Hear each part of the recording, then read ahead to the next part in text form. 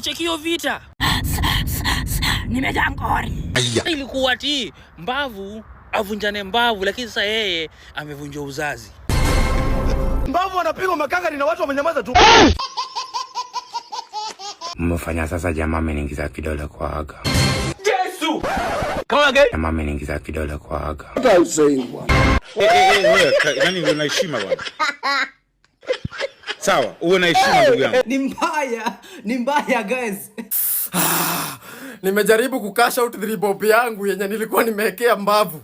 Imekataa, imekaa mbaya guys. Unajua mbavu alikuwa ameambia Majembe ni aje anapita na nyang'anya wake after hiyo nini.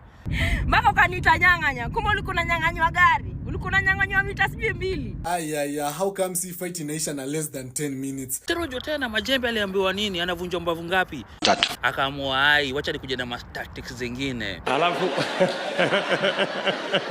Msolombo imepigwa kidingi, mtu wangu imesukumiwa kidingi wewe.